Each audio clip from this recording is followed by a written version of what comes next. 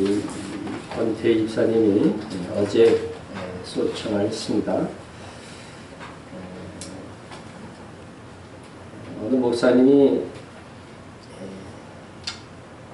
자기가 부목사 생활을 꽤 오래 했는데 항상 보면 자기가 성실하고 진실되게 참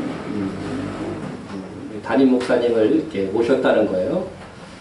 그런데 약간의 갈등이 있을 때마다 의견을 이렇게 달리해 보면 항상 하나님께서 담임 목사님 권위를 세워주고 자기는 결국은 조금 잘못된 쪽으로 이렇게 판가름되도록 이렇게 하셔서 참 자기가 하나님 앞에 되게 서운했다는 거죠. 서운했었대요. 그런데 이제 개척을 하고 몇 명 성도가 생겼어요. 가족 빼고 몇 명밖에 안 되기 때문에 아주 자세하게 또 성실하게 또 이렇게 이제 목양을 하는 거죠. 근데 자기 성도 중에 그분의 이제 성도의 어머님이 아프셔서 좀 가서 교회 나올 형편은 안 되고 자리에 누워 있으니까 그래서 가서 기도 좀 해달라고 해서 가서 기도를 해줬대요. 기도를 해줬는데 이분이 이제 몸은 움직일 수 없으니까 늘 누워서 뭐가 했겠어요? 기도만 하시는 거예요. 그랬더니 야 하나님께서 나의 마지막 임종을 지켜줄 그리고 하나님의 나라로 보낼 목사님 얼굴을 보여주셨는데 바로 니네 교회 목사라 그렇게 얘기를 하더래요. 그래서 그냥 듣고 말았죠. 듣고 말았는데 근데 이제 그분이 어느 정도 세월이 시간이 지나서 이제 거의 이제 운명하시려고 말려고 막 이런 그런 상황인 거예요. 상황인 건데 그래서 이 성도님이 이제 막 전화를 한 거죠. 이 목사님한테 막 전화를 했는데 아이 그때 정말 가는 날이 장날이라고 연락이 잘 안 된 거예요. 연락이 안 돼. 그러니까 지금 돌아가시려고 그러니까 임종 예배는 좀 드려야 되겠고 그래서 이렇게 막 연결을 해가지고서 아는 목사님을 두 분이나 오셨어요. 단계적으로 두 분 오셔서 기도해주고 막 그랬다는 거죠. 그랬는데 자기가 나중에 이제 핸드폰을 보니까 전화 온 기록이 있어서 다시 전화를 해갖고 정말 자기는 늦게 갔다는 거죠. 늦게 가서 이렇게 이제 자기가 임종 예배를 이렇게 집도하고 나니까 이제 그 성도님이 딱 운명을 하더라는 것이죠. 그래서 그 성도가 하나님께서 보여주신 그 목사에 대해서 이게 딱 올라가는 것을 보면서 야 그러면서 하나님께서 나를 이 담임 목사로 그래도 세워놓으시고 그 종을 얼마가 상당히 교회는 못 나왔지만 계속 신방하면서 믿음으로 말씀으로 목양을 했더니 이렇게 임종을 지켜주고 하나님의 나라로 보낼 수 있도록 하셨구나 그런 이야기를 하는 것을 들었습니다. 그래서 제가 토요일 날 그 목사님하고 헤어진 지 3시간 만에 이제 집에 왔어요. 집에 오자마자 이제 바로 전도사한테 연락이 왔는데 우리 권 집사님이 위급하다. 오늘 내일 하신다. 그래도 뭐 거기가 대기할 수는 없으니까 긴급해지면은 연락이 오겠지 하고 기다리고 있었는데 아무래도 오셔서 예배를 드려야 될 것 같다고 그래서 갔습니다. 좀 빨리 왔으면 좋겠다. 독촉하는 전화가 있기도 했는데 저도 왠지 모를 하나님께서 그런 믿음을 주셨어요. 내가 가기 전엔 절대로 안 죽을 것이다. 우리 끝까지 목숨을 부지하고 있다. 내가 그래도 수년간 이렇게 우리 교회에 처음 나오셔갖고 나온 지 일주일 만에 아버님이 돌아가셨어요. 그래서 제가 그 장례를 집도했거든요. 그리고 나서 이제 신앙생활을 그때부터 이어갖고 수년간 이렇게 신앙생활을 했는데 내가 담임 목사로 하나님께서 세우셔. 하나님 항상 사람을 대리자로 세우는 거거든요. 종의 권위를 주시거든요. 그래서 내가 가야 분명히 하늘나라로 갈 것이다. 그런 생각을 가지고 갔습니다.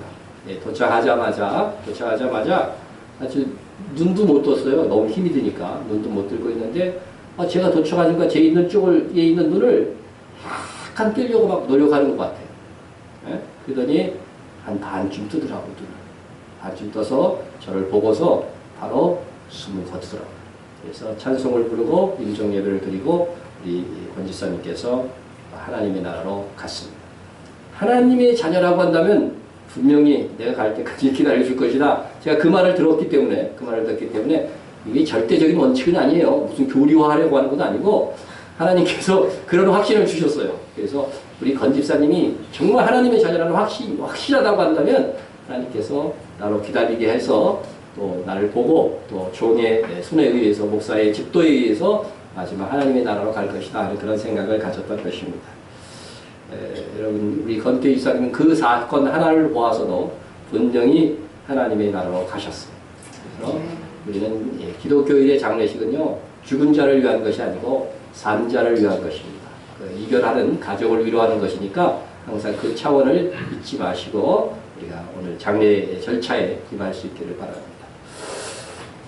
자, 오늘 말씀은 11조에 관한 것인데 여러분은 이제 오늘 말씀에 비추어서 11조를 드리는 것이 마땅하다 이런 결론이 내려지기를 원하는가, 아니면 11조를 오늘날 시대에는 드릴 필요가 없다 이런 결론을 나기를 원하는가, 어느 쪽입니까? 네? 아마 11조를 드리지 않아도 된다고 오늘 판명을 제가 말씀으로 탁 내리면 하나님께 드리는 총액의 헌금이 절반 이하로 팍 줄어들 분들이 아주 많을 것이다 예상이 됩니다.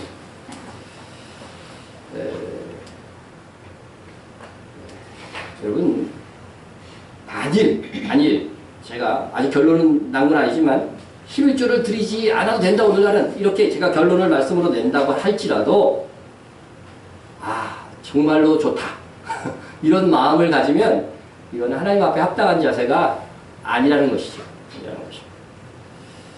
오늘날 11조를 막 이렇게 안 드려도 된다 하는 사람들이 있어요.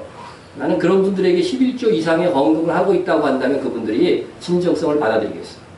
왜냐하면 율법 시대의 이스라엘과 오늘날의 우리가 누가 더 큰 은혜를 받았어요? 그건 비교도 할 수 없거든요. 우리는 취소될 수 없는, 그죠? 성령의 내주에 의한, 성령의 인치심에 의한 구원이 확정이 된 거예요, 믿음으로. 네? 그런데 율법 시대의 이스라엘만도 감사하지 못한다고 한다면 이는 더 큰 은혜를 받은 신약의 성도들의 자세가 아닌 거죠. 아마도 11조가 없어진다면 특별히 우리 한국교회에 특별히 연약한 교회들은 특별히 아주 재정에 아주 상당한 타격을 줄 것입니다. 그래서 11조를 왜 드려야 되는 것인지 정확하게 설명할 수도 없으면서 마음의 양심의 부담을 안고 11조를 강조하는 설교자들도 저는 적지 않게 있을 것이다. 그렇게 생각이 듭니다. 저는 여러분의 기대를 따라서도 또 교회의 풍성한 재정을 위해서도 설교할 수는 없습니다.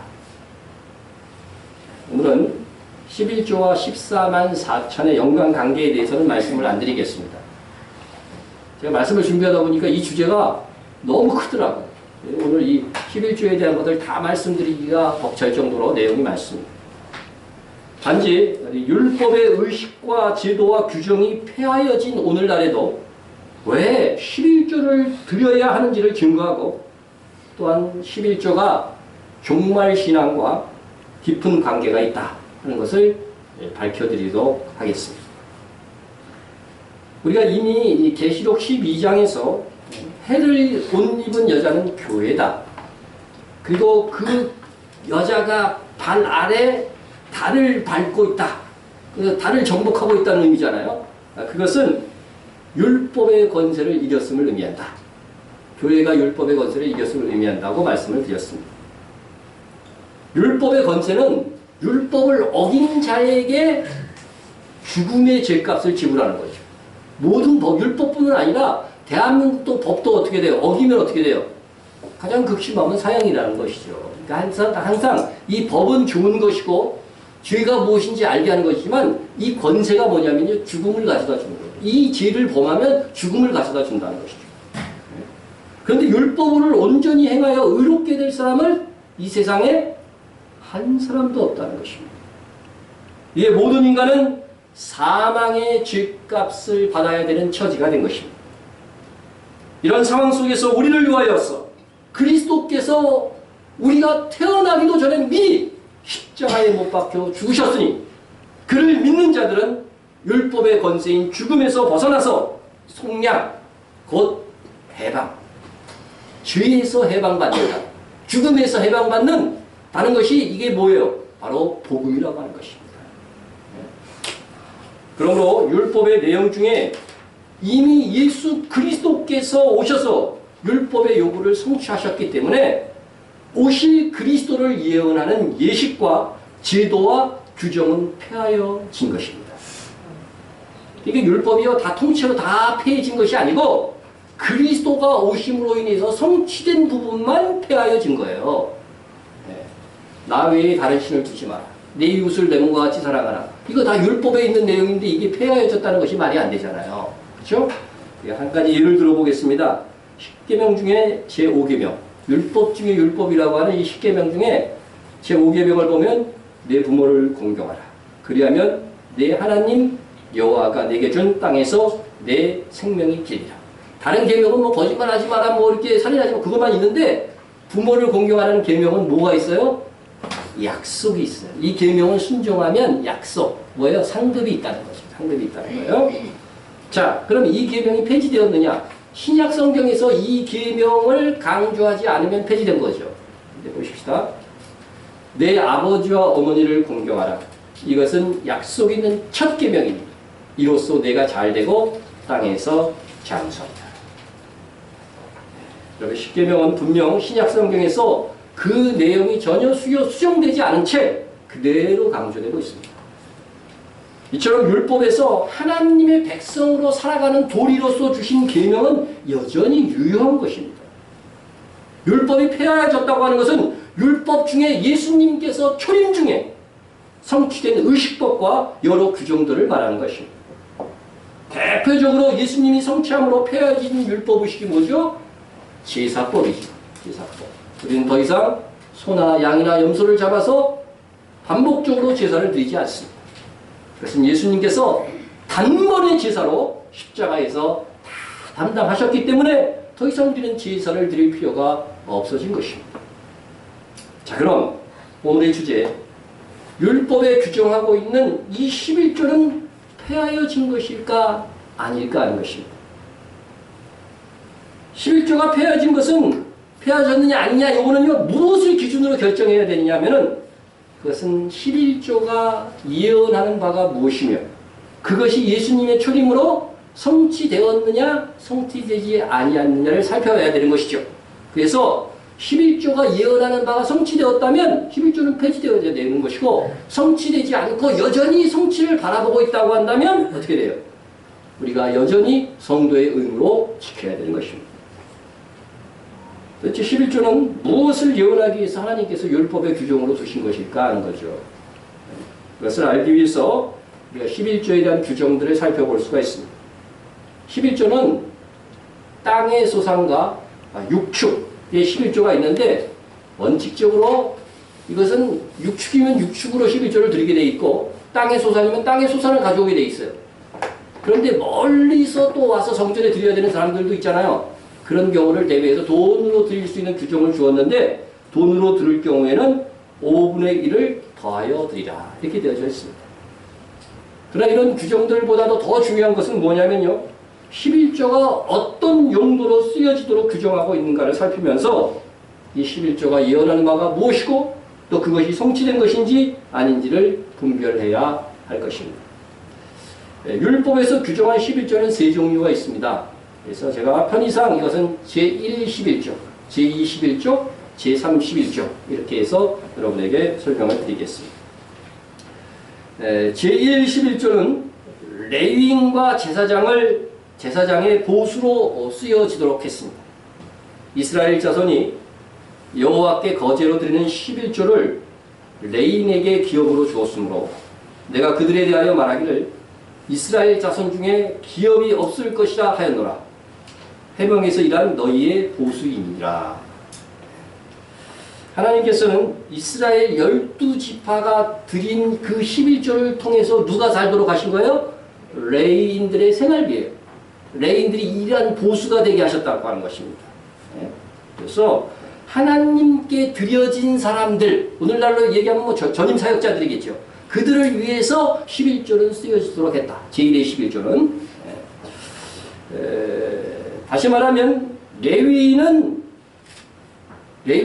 누구 대신 드려진 사람이에요. 하나님께. 누구 대신? 누구요? 누구 대신? 지난주에 말씀을 드렸잖아요. 그렇죠? 장자 대신. 장자 대신. 이스라엘의 장자 대신 하나님께 드려져요. 원래 장자들, 각 집안에서 장자들이 하나님께 드려져야 되는데 장자는 대를 이어야 되니까 그 장자 대신 레위인을 드려라. 이 율법에 규정하고 있는 거죠. 그래서 이스라엘의 장자 대신 드려진 자들이니까 11조의 제1의 목적은 첫 열매인 이스라엘의 장자를 위한 헌금이다 하는 것입니다. 자, 그래서 11조는 이스라엘의 장자를 대신하는 레위인에게 돌려졌다. 그런데 이렇게 11조를 받은 레위인들도 또 자기들도 뭐를 내야 돼요? 11조를 또 내야 되는 거죠. 내야 되는 것이죠. 네. 너는 레위인에게 말하여 그에게 이르라. 내가 이스라엘 자손에게 받아 너희에게 기업으로 준 11조를 너희가 그들에게서 받을 때에 그 11조의 11조를 거제로 여호와께 드릴 것이라. 여호와께 드린 그 거제물은 제사장 아론에게 돌리되 있습니다. 그러니까 레위인들이 드린 11조는 또 누가 받아요? 아론의 후손들이 누구예요? 제사장들이잖아요. 제사장들이 받게 되어 있다는 것이죠. 그러면 제사장이 11조를 받았는데 제사장도 자기가 받은 11조에서 또 11조를 할까요? 안 할까요? 안 합니다. 할 줄 알았죠? 안 합니다. 안 해요. 그래서 11조의 최종 목적지는 어디예요? 제사장이라고 하는 것입니다. 우리가 알듯이 아론의 제사장직은 예수님께서 이 땅에 오셔서 자신을 십자가의 속죄의 제물로 드리면서 또 예수님이 대제사장 역할을 하는 그런 대제사장 직분을 예언하는 것이죠. 예언하는 것입니다. 그래서 아론의 대제사장직이 의미하는 이 제사 직분은 예수 그리스도를 통해서 완전히 성취가 되었습니다. 그렇죠? 그러므로 우리가 그들을 위해서 레위인이나 제사장을 위해서 드리는 이 제1의 11조는 이제는 이 땅에서 어떻게 돼요? 성취되었기 때문에 폐하여지는 것이다. 이것입니다. 자, 레위인이 드린 11조도 폐하여졌어요. 왜냐하면 레위는 이스라엘의 장자를 위한 그죠? 헌금이잖아요. 헌금인데 이 장자의 대속은 모든 믿는 자들의 장자로 오신 예수 그리스도께서 역시 십자가에 못 박혀 죽으시고 또 부활하심으로 성취하셨다는 것입니다. 그래서 율법의 제1 11조가 의미하고 예언하는 바는 모두 다 성취되었어요. 그래서 제1의 11조는 드릴 필요가 없어요. 그런데도 만일 계속해서 율법으로서의 11조를 드린다고 한다면 이는 예수님께서 중보자 대제사장으로서 십자가에서 죽으신 것을 부정하는 결과를 가져오는 겁니다. 칭찬받는 것이 아니라 나는 율법에 규정했기 때문에 11조를 드린다고 하는 것은 칭찬받을 일이 아니에요. 네? 이것은 하나님 앞에 꾸중들을 일이라는 거죠. 그러므로 분명히 알아야 될 것은 율법으로서의 11조는 폐하해졌다. 그런데 율법의 조항을 들어서 세상에서 복받기 위해서 11조를 드려야 한다고 가르친다면 이는 명백하게 잘못 가르치는 것입니다. 자, 제21조가 있습니다.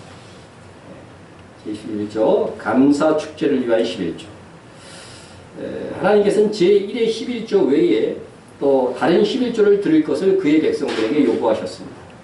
너희의 번제와 너희의 제물과 너희의 11조와 하면서 그 11조를 드리고 거기 곧 너희 하나님 여호와 앞에서 먹고 너희 하나님 여호와께서 너희 손으로 수고한 일에 복주심으로 말미암아 너희와 너희 가족이 즐거워할지니라 했습니다.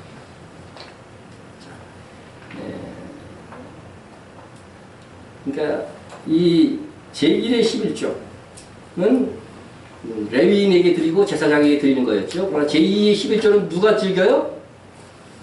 자기 자신과 가족들, 물론 레인도 같이 즐기지만 가족들까지도 다 같이 그저 즐기는 것입니다. 감사 축제를 위한 11조입니다. 그래서 이것은 제2의 11조 외에 제1의 11조를 내고 나서 남은 10분의 9 중에 거기에서 다시 10분의 1을 11조를 내는 겁니다. 그래서 제2의 11조를 제1의 11조를 내고 나서 남은 소득에서 10분의 1을 내는 것이 제2의 11조다. 그렇게 되면 어떻게 되겠어요? 총 합산하면 11조 내는 것만 율법으로 얼마가 될까요? 계산하기 힘드실 것 같아서 해놨습니다. 소득의 1.9, 그러니까 19% 생각하면 19%를 드리는 것입니다. 아마도 이것은 이렇게 율법으로 딱 규정되기 전에도 하나님을 믿는 백성들은 어느 정도는 이 의식을 가지고 있었던 것 같아요. 그것을 어디서 살펴볼 수 있냐면은 요셉이 애굽의 국무총리가 되어져서 이제 바로 왕한테 권할 때도 그렇고 자기가 총리로서 집행할 때도 그러고 백성들에게 세금을 얼마를 거두냐면은 5분의 1을 거둡니다. 그러면 거의 11조 내는 금액하고 거의 비슷한 금액이에요. 보실까요? 바로께서는 또 이같이 행하사 나라 안에 감독관들을 두어 그 7배 풍년에 애굽 땅의 5분지 1을 거두되 추수의 5분지 1을 바로에게 상납하고 5분지 4는 너희가 가져서 토지의 종자로도 삼고 너희의 양식으로도 삼고 너희 가족과 어린 아이의 양식으로도 삼고. 그래서 이 11조의 개념은 이방 나라에서도 어느 정도는 왕에게 드리는 예물로 이렇게 규정되어 있었던 것을 추측할 수 있다는 것이죠.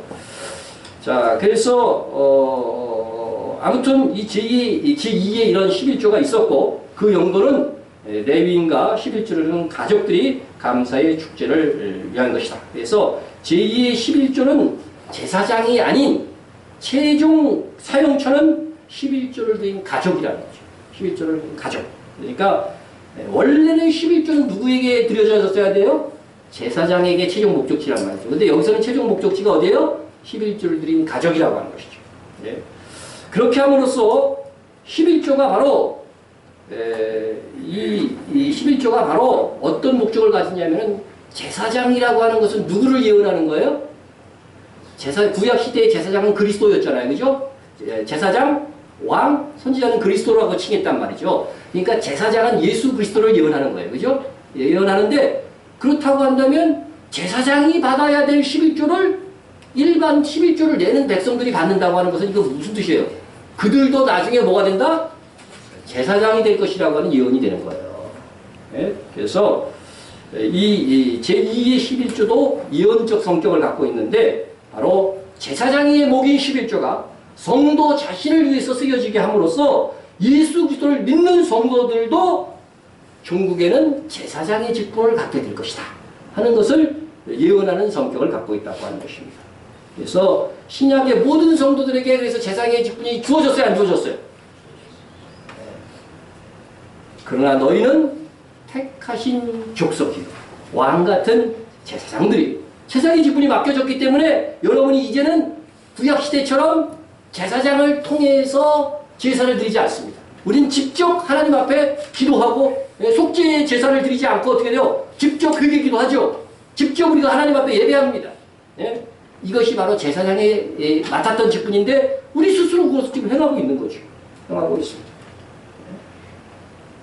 그렇다고 한다면 제2의 11조가 예언하는 바도 우리가 이미 믿음으로 영적 제사장이 되었으므로 성취된 것입니다.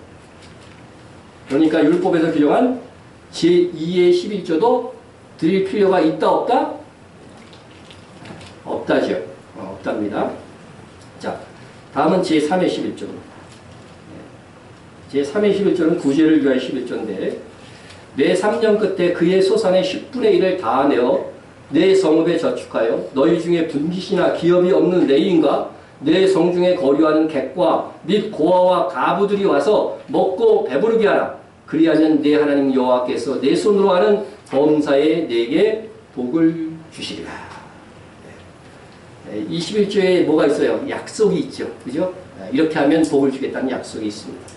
자, 제3의 11조는 레위인과 가난한 사람들, 객들 뭐 이런 사람들과 또 본인들이 이렇게 함께 누리는 것입니다. 그러니까 이 제2의 제3의 11조는요 별도로 또 내는 게 아니에요. 3년마다 제2의 11조를 그 3년째 되는 해에는 뭐예요? 구제를 위해서 사용하는 것이라고 하는 거예요. 그래서 보시면 이스라엘은 항상 7년 주기로 돌아갑니다. 7년 주기로 돌아가는데 1년, 2년은 제11조를 똑같이 사용하는 것이고 제3년인 때는 제3의 11조로 사용하고 4, 5년에는 또 제2의 11조, 6년에는 제3의 11조. 3년마다 제3의 11조가 사용하고 7년은 안식년이니까 그렇게 하고 이것이 이 주기가 계속해서 반복되는 것이죠. 자, 그래서 제3의 11조는 오늘날 용어로 하면 구제헌금에 더 가깝습니다. 그래서 제3의 11조는 가난한 자들을 기억하며 돕는 사회 정의의 정신이 담겨져 있습니다. 그래서 제3의 11조에는 하나님의 긍휼을 실천하라는 것이죠. 긍휼을 실천하라. 그래서 예수님께서 요한의 제자들에게 당신이 그리스도이심을 증명하는 그 말씀 중에 뭐가 있냐면 가난한 자에게 복음이 전파된다 하라. 이것이 바로 제3의 11조의 성취가 이루어져 가는 거예요. 그래서 정말 영적으로 불쌍하고 가난하고 정말 겸손한 자들 그들에게 예수 그리스도를 통해서 복음이 전파된다고 하는 것들을 예언하고 그것이 성취를 이야기하는 것입니다. 그래서 제3의 11조도 최종적으로는 영적으로 스스로 구원받을 수 없는 스스로 먹을 수 없는 자들을 구제하는 것 같이 영적으로 스스로 구제할 수 없는 영적인 가난한 자들, 심령이 가난한 자들을 주께서 십자가를 지심으로 구원하심으로 이것도 성취된 것이죠. 그렇기 때문에 제3의 11조는 폐하여졌지만 이런 정신은 신약시대에도 계승이 돼야 되겠어요? 안 되겠어요? 계승되어져야 되는 것이죠. 그래서 어떻게 계승되어지느냐? 이것은 역시 헌금, 연보를 통해서 구제헌금을 통해서 계승되어져야 하는 것입니다. 이는 마게도냐와 아가야 사람들이 예루살렘 성도 중 가난한 자들 위하여 기쁘게 얼마를 연보하였습니다. 이 연보라는 말은 헌금하고 똑같은 말입니다. 다른 번역에는 또 헌금으로 했어요. 이렇게. 또 성도를 위하는 연보에 관하여는 성도를 위하는 거니까 가난한 자들을 위한 헌금을 얘기하는 거예요. 연보에 관하여는 내가 갈라디아 교회들에게 명한같이 너희도 그렇게 하라. 그러니까 11조 제도가 그대로 존속되는 것이라고 한다면 그 제3의 11조를 가지고 가난한 자를 도우라고 했을 거예요. 그러나 그런 표현이 없고 연보를 통해서 그렇게 하라고 명령한 것은 이미 제3의 11조도 폐지되었다는 것들을 성경이 말씀하고 있는 것입니다. 이상 율법에서 규정한 11조를 살펴보면은 첫째 11조는 하나님께 드리는 것이지만 땅에서는 최종적으로 제사장의 몫이고 제사장을 높여 기억하게 하는 역할을 하는 것이다. 하는 것입니다. 그래서 제사장은 11조를 받기만 하지 드리지 않는 것이다. 제사장을 높이기 위한 것이기 때문에 자, 이것은 대제사장으로 오실 예수 그리스도에 대한 예언적 성격을 구약시대에 가졌다는 것입니다.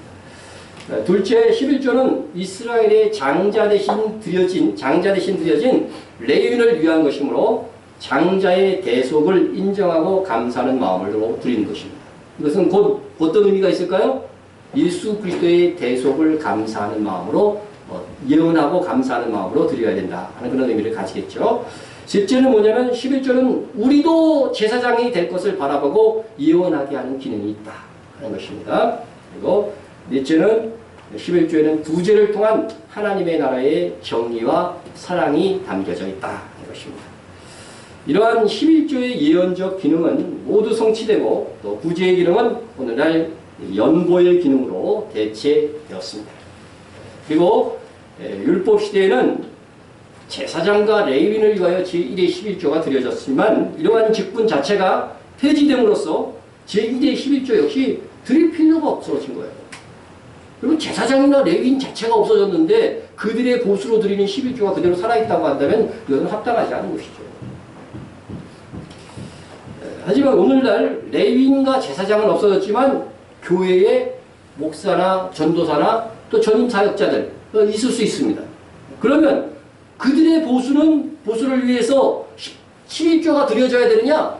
뭐 그런 말은 성경에 없어요. 오히려 11조가 예언하는 바가 성취된 시점부터는 그럴 수가 없는 것이죠. 그래서 전임 사역자를 위한 보수는 더 이상 11조가 아닌 일반 헌금을 통해서 감당되어질 일이다 하는 것입니다. 잘 다스리는 장로들은 배나 존경할 자로 알되, 여러분 목사도 장로 중에 하나죠. 특별히 우리 장로교는 알되 말씀과 가르침에 수고하는 이들에게는 더욱 그리할 것이냐.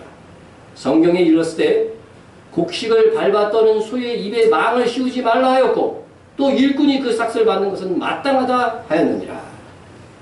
자, 교회를 다스리고 말씀과 가르침에 수고하는 자들은 오늘날 뭐예요? 목사와 전도사입니다. 이들을 존경할 자라고 알라고 했는데 여러분 저를 존경하십니까? 아멘 소리가 안 나왔으면 그냥 내려가려고 했는데.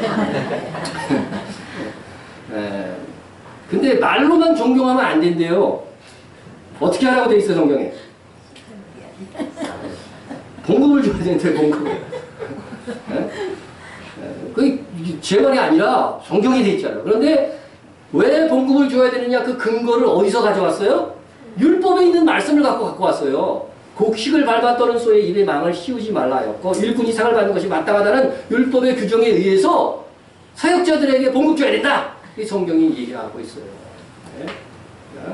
이렇게 얘기하고 있는데 만약 11조가 폐지되지 않았다고 한다면 당연히 11조를 근거로 해서 사역자들 봉급을 주라고 그랬겠죠. 그죠? 11조는 폐지되었기 때문에 율법으로서 11조는 폐지되었기 때문에 더 이상 율법이 11조가 아닌 헌금에서, 그죠? 헌금에서 주라고 하는 것입니다.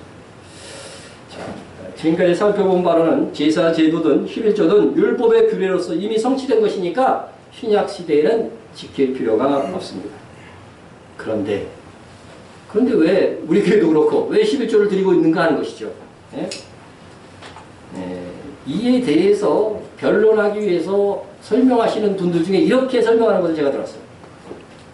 어떤 분들은 11조는 율법 이전부터 있던 제도였기 때문에 율법의 규정과 제사의식이 폐기되었어도 시행되어야 한다고 설명합니다. 그럴듯합니까? 아닙니까? 이런 설명을 제가 많이 들었어요, 지금까지. 그런데 이런 설명도 잘못된 것입니다. 부분적으로는 맞는 말이기도 하지만 전체적으로 틀린 말입니다. 하나님께서 신의 산에서 율법을 주신 것은요, 아담으로부터 시작해서 2500년 후입니다. 그러면 2500년 동안 율법이 주어지기 전에 하나님께서 하나님의 백성들에게 나를 어떻게 섬겨라 이런 말씀을 한마디도 안 하셨을까요? 하나님께 아무 지시도 받지 않았는데 제사를 지냈고 하나님으로부터 아무 지시도 받지 않았는데 11조를 드리는 일이 발생할 수 있을까 하는 것이죠. 그럴 가능성은요, 우연히 사람들이 고안해서 그러고서 드릴 가능성은 제로입니다. 가인과 아벨이 제사 드렸어야 안 드렸어요? 세월이 지난 후에 가인은 땅의 소산으로 제물을 삼아 여호와께 드렸고 아벨은 자기도 양의 첫 새끼와 그 기름으로 드렸다. 그렇죠? 뭐 가인은 농사졌으니까 땅의 소산, 소재로 드리는 것도 있긴 있어요. 있지만 그냥 땅의 소산이고 아벨은 뭐예요? 양의 첫 새끼. 그죠? 이게 좀 다르죠? 그냥 양을 드렸고가 아니잖아요. 목축하는. 그러니까 정성에 있어서 차이가 나는 것이죠. 그리고 원래 소재는 항상 피의 제사와 함께 드려지는 건데 가인은 그냥 그렇게 드린 것이죠. 어쨌든 성경에서는 이렇게 아담 시대로부터 시작해서 그 위에 노아, 아브라함, 이삭, 야곱에 이르기까지 율법이 주어지기 전에도 이미 제단을 쌓고 제사를 드렸다는 거죠. 최초의 사람 아담 때부터 이렇게 줄기차게 율법이 있기 전부터 제사를 드렸다고 한다면 율법 이전부터 이미 제사의식에 대해서 하나님께서 믿는 자들에게 계시를 하였다고 보는 것이 타당하다고 하는 것입니다. 11조에 대해서도 마찬가지입니다. 최초로 11조 드린 분이 누구예요? 네, 그렇죠. 아브라함이죠. 아브라함이 그 얻은 것에서 10분의 1을 멜기세덱에게 주었다. 11조의 최종 목적지가 어디예요? 제사장이라고 했죠? 멜기세덱이 누구예요? 그 당시 제사장이라고 했죠. 자, 이렇게 이것이 최초의 11조의 기사인데 그런데 하나님께서 11조에 대한 아무런 말씀도 없으셨는데 아브라함이 자기가 알아서 11조를 드렸다. 그럼 성경을 보면요. 하나님께서는 철저하게 니네 마음대로 나를 섬길 것을 섬기지 말라고 돼 있어요. 네? 하나님을 섬기는 방법도 항상 내가 정해준 방법으로 드리라는 거죠. 정해진 방법. 네? 그래서 아브라함 언약에서도 보면은요, 창세기 15장 한번 보세요. 보시면은 전적으로 하나님께서 지시한 방법으로 언약이 체결되지 아브라함의 의견은 일체 반영되지 않습니다. 하나님께서는 항상 하나님께서 원하시는 섬김의 방법을 제시하시고 그것을 통해서 장차 오실 그리스도를 예언하게 하셨던 것입니다. 따라서 아브라함이 자기의 임의에 정한 방법으로 11조를 드렸다. 이것은 상상할 수 없는 것입니다. 그러므로 11조도 이미 율법이 있기 전에 하나님께서 그를 믿는 자들에게 제시한 하나님을 섬기는 하나의 방법이었다는 것입니다. 그러므로 11조가 율법 이전부터 있었던 지도이기 때문에 율법이 폐지된 다음에도 유지한다고 말한다면 이는 정확한 대답이 될 수 없다. 왜냐하면 율법 이전부터 제사의식 역시 있었고 율법 이전부터 또 뭐가 있었냐면 할례도 있었어요. 할례. 그죠? 할례도 있었습니다. 그래서 그러면 문제는 왜 제사의식과 할례는 폐하여졌고 11조는 여전히 지켜야 될 그런 기능인가 하는 것이죠. 우리는 율법으로서 11조는 이미 폐지되었다고 분명히 말씀을 드렸습니다. 그 의미는 율법이 규정한 11조가 의미하는 장자의 섬김은 예수 그리스도로 인해서 성취되었기 때문이라고 말씀드렸습니다. 그와 같은 원리로 제사 제도도 또 할례 제도 폐기된 것입니다. 제사 제도는 이제 어느 정도 설명이 되는데 그럼 할례는 뭐를 예언하는 것이었어요? 제가 설교한 적이 없기 때문에 여러분들 모르시는 건 당연합니다. 자, 할례가 상징하는 것이 무엇인가 한번 봅시다. 너희는 포피를 배워라. 이것이 나와 너희 사이의 언약의 표징입니다. 창세기 17장 말씀이니까 이건 분명히 율법이 주어지기 전의 말씀이죠. 율법은 출애굽기 20장 이후에 주어지니까. 자, 그래서 이 할례는 아브라함과 하나님 사이에 뭐로 주어진 거예요? 언약의 표징으로서 주어진 거죠. 표징으로 주어진 것이죠. 그러면 성경에 나오는 인물 중에 믿음으로 의롭게 된 첫 번째 사람이 누굽니까? 아브라함이 여호와를 믿으니 여호와께서 이를 그의 의로 여기시고. 그래서 여러분 우리가 아브라함을 믿음의 조상이라고 하는 것은 믿음으로 의롭게 된 첫 번째 사람이기 때문에. 그래서 그런데 아브라함은요 엄청난 후손을 통해서 이제 복을 주실 거라고 했는데 이 믿음의 복을 믿음으로 의롭게 되는 이 복을 주실 것이라고 했는데 후손은커녕 아들 한 명도 안 태어나요. 그러니까 아브라함이 흔들려요, 안 흔들려요? 흔들리죠. 네, 흔들립니다. 그러자 하나님께서는 아브라함에게 구원의 확신을 주시는 거예요. 약속의 확신을 주시는 거죠. 그러기 위해서 할례를 행하게 하신 것입니다. 그래서 포피를 벤다고 하는 것은 몸의 가장 중요한 부분에 이 표식을 둠으로 인해서 너의 구원은 하나님이 내 언약으로 보증한 거다. 이걸 볼 때마다 남자들은 꼭 이거 하루에 몇 번씩 보게 돼 있어요. 네? 그래서 그것을 기억하라고 하는 거죠. 내 언약을 기억하라. 내 언약을 기억하라. 네? 그래서 오늘날의 표현으로 하면 아브라함의 구원의 확신을 가지도록 할례를 행하게 하신 것입니다. 그렇다면 할례가 예언하고 있는 것이 뭘까요? 오늘날 우리가 하나님의 백성으로서 확신하도록 하는 표징이 뭘까요? 성령의 내주죠. 성령의 내주. 네. 하나님께서 믿음으로 의롭게 된 자들에게는 구원의 보증으로 성령으로 인쳤다 이런 표현을 사용하죠. 네. 그래서 성령으로 인침을 받은 성도는 할례처럼 겉으로의 표식이 구약시대는 겉으로 표식이 나온 거죠 이게. 네. 그렇지만 우리가 마음의 확신이 생기도록 하시는 거예요. 마음의 확신이 생깁니다. 그래서 이처럼 아브라함 시대로부터 시작된 믿는 자들의 몸에 행해졌던 이 할례의식은 훗날 예수 그리스도를 믿음으로써 마음속에서 최종적으로 성취되는 것이기 때문에 구약시대부터 할례는 겉으로 행하는 의식이었지만 마음의 할례를 행하라는 말씀이 계속 있었던 거예요. 최종 목적지는 어디예요? 마음의 할례. 눈에 보이지 않는 구원의 확신. 그래서 구약성경에도 보면 그러므로 너희는 마음의 할례를 행하고 이미 구약시대 신명기 율법에서도 이 말씀이 있는 것입니다. 그래서 사실 할례는 몸에 행하는 의식임에도 마음에 할례를 행하라고 말씀하셨던 것은 할례의 성취가 마음에서 최종적으로 성취될 것이기 때문에, 그래서 구약의 할례는 눈에 보이는 것이었지만 신약의 할례, 즉 성령의 인치심, 성령의 내주, 여러 가지 표현을 할 수 있어요. 성령의 세례라고도 할 수 있어요. 이것은 우리의 마음의 표시입니다. 그래서 예수 그리스도를 진실로 믿은 사람들은 구원의 확신이 들어요. 여러분 그렇죠? 지금 나는 천국 갈지 안 갈지 모르겠다 헷갈려 하시는 분들이 있으세요? 여러분 예수 그리스도를 믿으면요 그 확신이 있습니다. 어린 아이 때는 어떻게 돼요?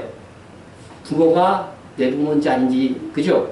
명확하게 모르죠. 그러나 조금만 잘하면 아 이분이 내 엄마다 내 아빠다 아는 것처럼 우리 신앙도 거듭나고 나서 적어도 10여 년이 이렇게 흐르면은요 구원의 확신이 들어요. 저절로 이거 성령께서 내 안에 주시는 확신이라는 거죠. 이게 할례의 성취라고 하는 것입니다. 그러니까 할례가 의미하는 것도 이미 성취됐어요, 안 성취됐어요? 성취됐어요. 그러니까 할례 안 행하는 거예요, 지금. 다만 여기 남자들 대부분 했어요. 그래도 무슨 건강상 그냥 하는 것이죠.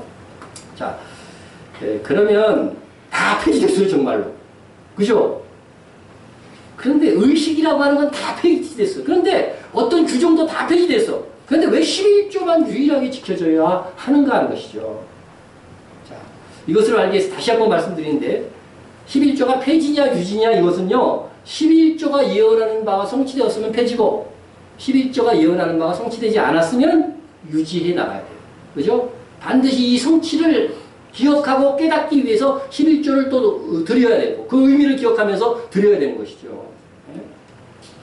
자, 이것을 알기 위해서는요 구약 성경에서 예언하는 두 가지 제사장직에 대해서 이해를 해야만 가능해요. 첫 번째 율법에서 규정한 레위지파 아론의 후손들만 행할 수 있는 제사장직이 있었습니다. 율법의 규정에 의해서 세워진 제사장은 주 임무가 뭐예요? 제사직무예요. 제사직무. 그러니까 이것은 이미 성취됐으니까 어떻게 돼요? 폐지된 제사장 제도죠. 제사장 제도라는 것입니다. 그래서 율법에서 규정한 제사장이나 제사의식은 이미 성취되었으므로 지킬 필요가 없습니다. 반면 구약 성경에 전혀 제사를 한 번도 안 지낸 제사장이 있어요. 그게 주 없는데도 제사를 지낸 적이 없는 제사장이 하나 있다니까요? 누구예요? 그렇죠. 멜기세덱이에요. 멜기세덱. 네? 네.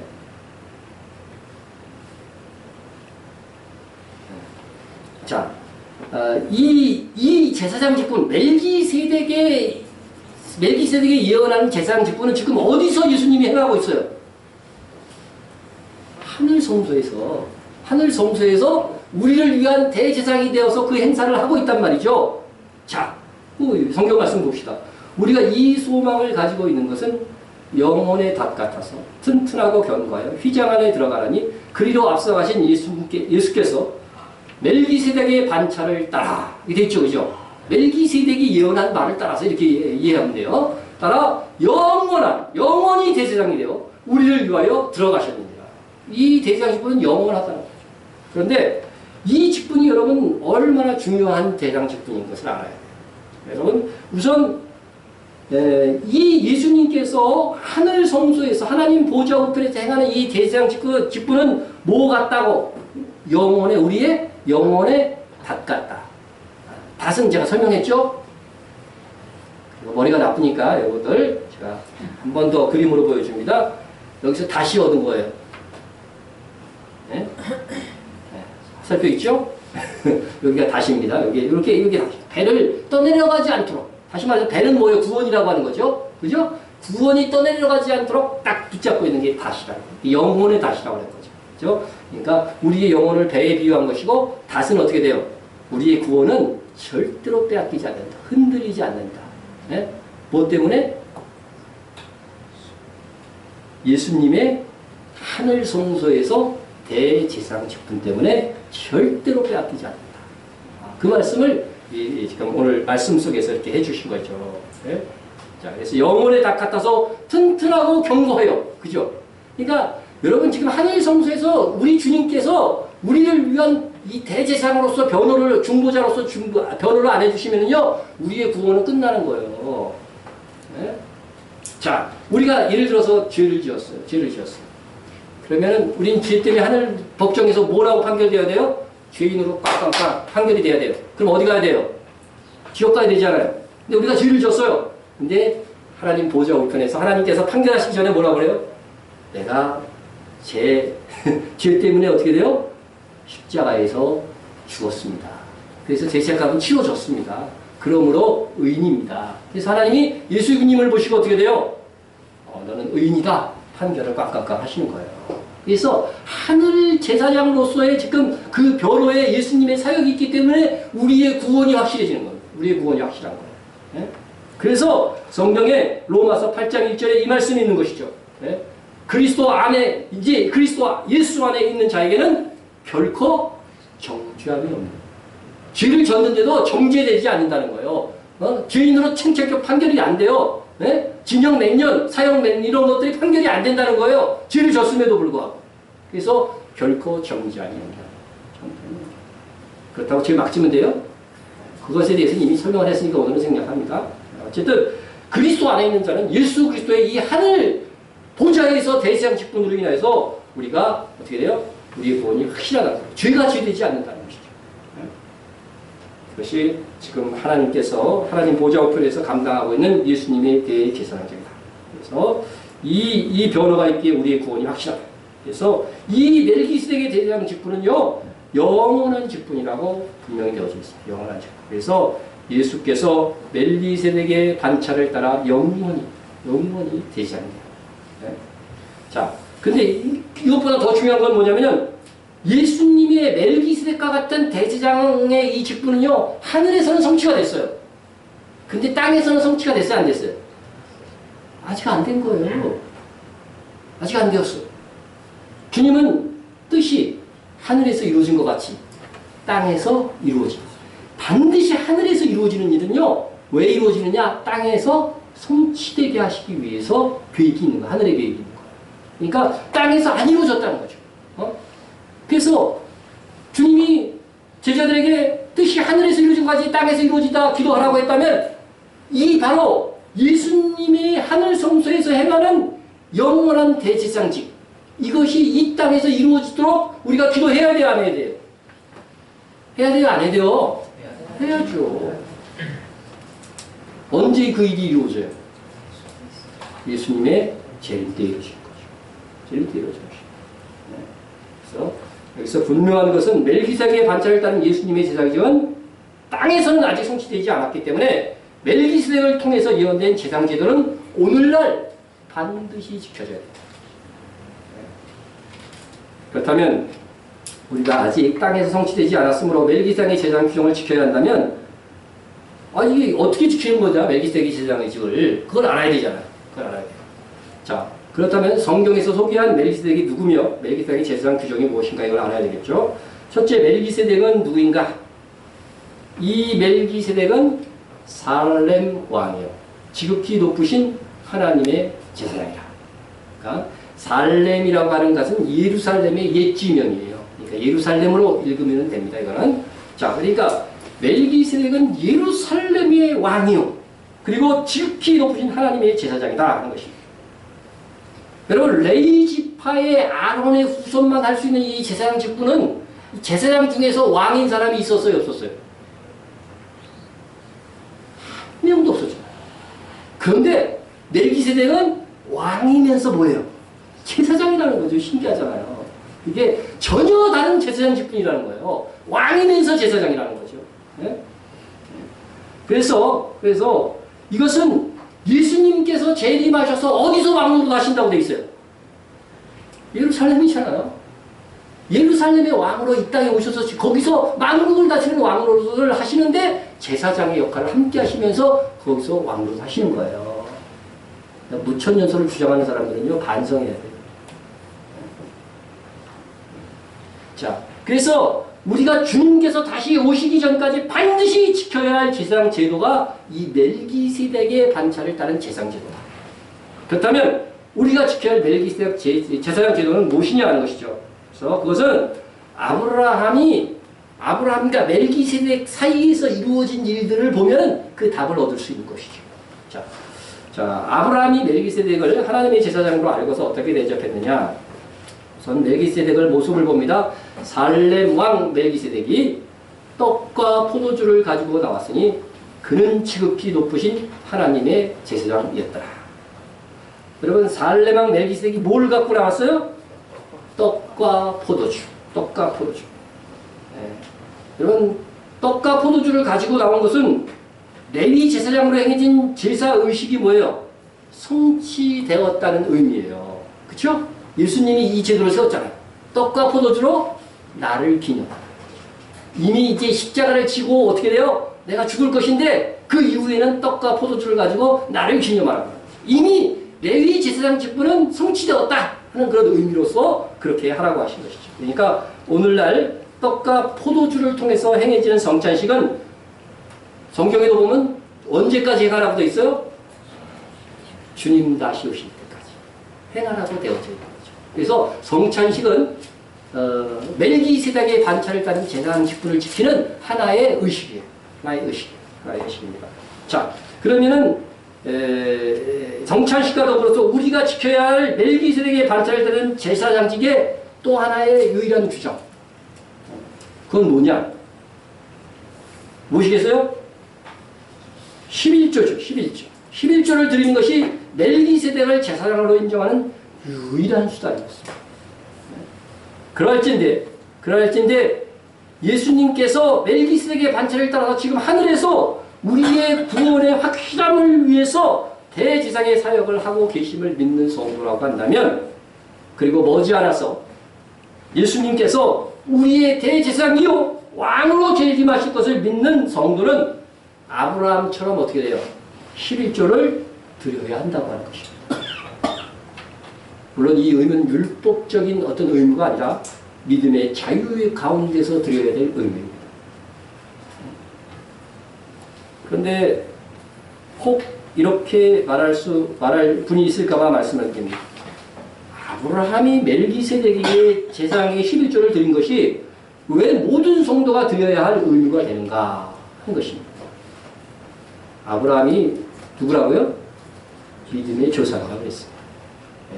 하나님께서 그를 통해서 보여준 행위는 믿음으로 구원을 받은 성도가 행해야 될 모범으로서 보여주시고자 성경에 기록된 것입니다. 이것을 교리적으로 얘기하면 대표성의 원리다, 이렇게 말할 수 있습니다. 그러면 아담이 죄를 지었어요. 아담이 죄를 지었는데 왜 그 타락의 영향을 모든 인류가 받아야 돼요?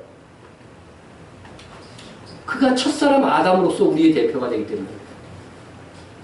구약의 언약인 할례도 사실은 여자들은 안 받잖아요. 남자만 대표해서 받잖아요. 네? 이 대표성의 원리가 적용됩니다. 마찬가지로 예수님께서 십자가에 죽으셨는데 왜 그것이 우리의 죄값을 대신하는 거예요? 우리의 대표이기 때문에. 성경은 대표성의 원리를 빼면은요 설명이 안 됩니다. 예수님께서 12제자에게 가르친 기도가 왜 우리의 기도가 돼야 돼? 그들이 교회를 세운 우리의 대표이기 때문에 그런 거죠. 그래서 아브라함이 믿음의 조상을, 이 대표성의 원리는 조금 다음에 제가 설교를 준비하고 시간이 너무 많더라고요. 그래서 저는 다음에 좀 더 설명하도록 하겠습니다. 아브라함은 믿음의 조상으로서 이스라엘과 믿음으로 의롭게 된 모든 신자의 대표가 됩니다. 아브라함이 그 얻은 것에서 10분의 1을 멜기세덱에게 주었더라. 이것은 모든 성도예요. 아브라함은 우리 모든 사람들의 조상이다, 이렇게 되어 있기 때문에 그가 11조를 드린 것은 우리의 모본을 위해서 성경에 기록된 것이다 하는 것입니다. 그래서 이 멜기세덱의 11조를 드린 것은 우리가 믿음으로 의롭게 된 우리가 자유롭게 행할 의무가 된다고 하는 것입니다. 자, 아더 핑크 목사님의 책을 보다가 보니까 이런 내용이 있었습니다. 제가 좋아하는 아더 핑크 목사님, 멜기세덱은 그리스도의 모형이다. 그런데 아브라함이 멜기세덱에게 11조를 드렸다면 모든 그리스도인이 우리의 대제사장인 그리스도께 11조를 드려야 함은 틀림없는 사실이다. 제 권위가 좀 부족할 것 같아서 유명하신 우리 아더 핑크, 개혁주의 신앙을 가진 아더 핑크 목사님의 권위를 좀 빌려왔습니다. 자, 멜기세덱은 예수님의 모형이므로 아브라함이 멜기세덱에 11조를 드렸다는 것은 11조는 예수님을 향한 것이라. 그죠? 11조는 예수님을 향하는 것이며 멜기세덱과 같은 왕 같은 제사장으로서 다시 오실 주님을 바라보게 하는 거예요. 따라서 11조는 종말 신앙과 깊은 관계가 있고 주님이 재림하셔서 성취할 것을 믿는 믿음으로 드려져야 하는 것이다. 그것입니다. 11조는요. 우리의 왕으로 오실 예수님을 높이는 행위입니다. 높이는 행위. 자, 멜기세덱이 상징하고 있는 이 예수님을 나의 왕, 지극히 높으신 나의 대상으로 높이는 행위가 바로 11조인데 성경에 그 말씀 근거가 있습니다. 이 사람, 멜기세덱입니다. 이 사람이 얼마나 높은가 생각해보라. 조상 아브라함도 노량물 중 10분의 1을 그에게 주었느니라. 아브라함이 11조를 드린 것은 멜기세덱이 무지무지하게 높은 분이다. 그것을 인정하였기 때문에 드린 것이라고 히브리서가 해석하고 있는 거예요. 그래서 11조를 드리는 것은 예수님을 나의 왕, 나의 대제사장으로 높이는 거룩한 행위인 것입니다. 그러므로 율법에 의한 11조를 우리는 드리는 것이 아니라 멜기세덱의 반차를 따라서 영원히 행해질 예수님의 왕대신과 대제사장직을 높이고 영광을 돌리고자 11조를 드리는 것입니다. 여러분, 이방왕 바로에게도 그 백성들이 11조에 해당하는 금액을 어디로 드렸어요? 왕으로 인정해서 드렸잖아요. 하물며 하나님의 백성이 그것을 안 하면 되겠어요. 그래서 여러분 이 규정을, 이런 사실들을 알지 못하고 율법의 11조 규정이 폐해졌으니까 11조는 드려지지 않아도 된다고 가르치는 것은 성경에서 하나는 알고 뭐는 몰라요? 네, 둘은 모르는 행위다. 아무쪼록 11조 생활이 주님 오실 때에 얼마나 잘했다 칭찬받는 행위인가. 우리 인생의 목표가 뭐예요? 하나님께 영광이잖아요.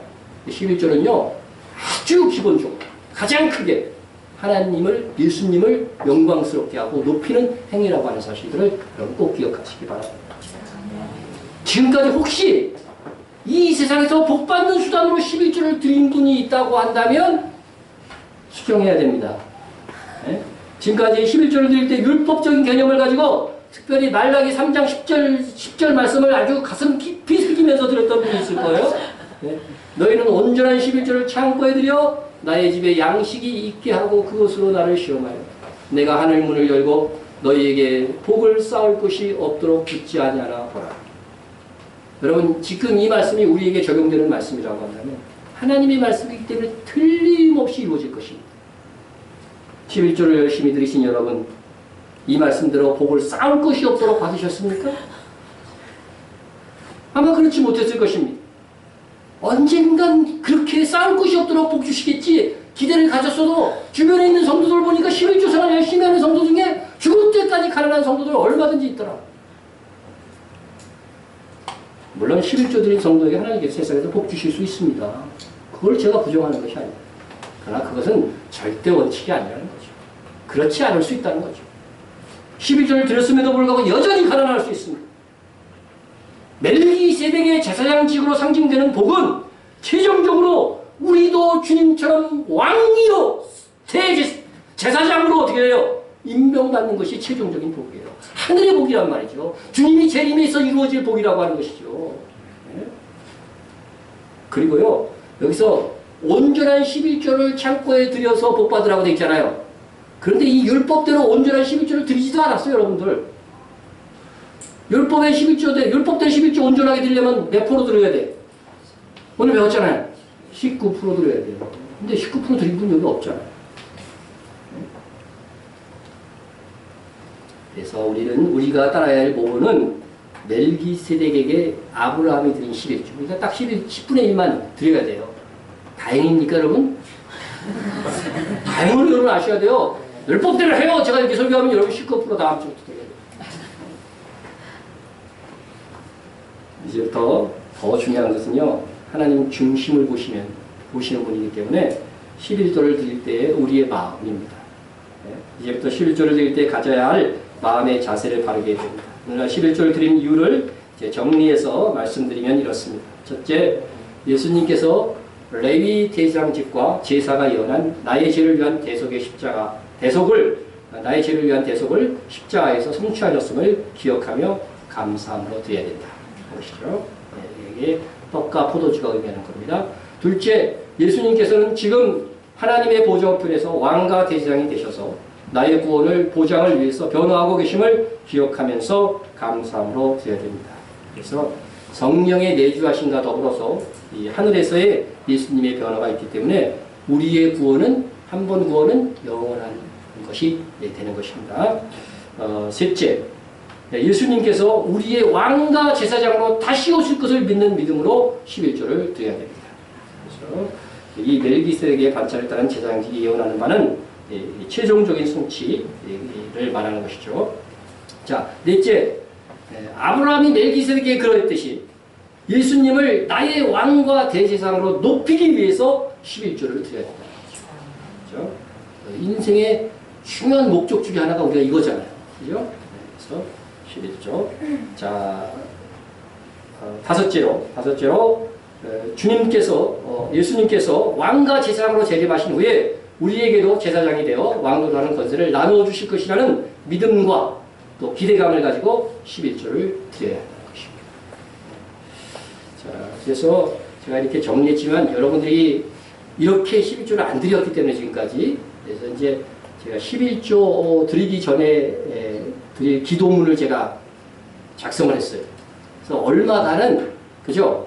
그걸 보면서 11조 드리기 전에 기도하고 오세요, 집에서. 됐어요? 네. 그래서 오늘 그냥 읽어드리기만 하고, 몇 장은 제가 저 뒤에다 놨어요, 지금. 내려놨는데, 다음 주에 정식으로 나눠드리겠습니다. 11조를 드리면서 하는 기도. 예수님께서 우리의 대제사장이 되셔서 우리의 죄를 대신하여 죽으셨음을 믿습니다.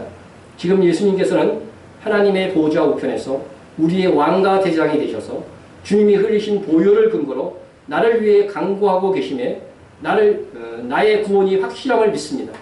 또한 예수님께서 믿는 우리의 왕과 제사장으로 다시 오실 것과 오셔서 우리의 공적을 따라서 제사장과 왕의 권세를 나누어 주실 것을 믿고 사모합니다. 이 믿음으로 나의 영원한 대제사장이요 왕 대신 예수님이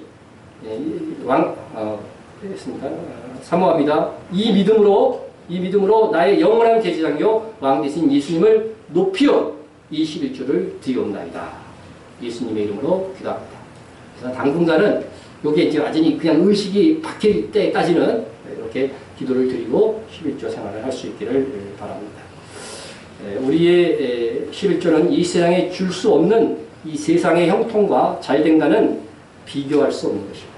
비교할 수 없는 것입니다. 그래서 하나님의 나라의 큰 영광을 바라보는 우리가 믿음으로 드리는 것이다 하는 것입니다. 그래서 우리가 수입의 11조를 드리는 것은요, 경대사회에서 특별히 가난한 우리 성도들에게는요, 적지 않은 권신입니다.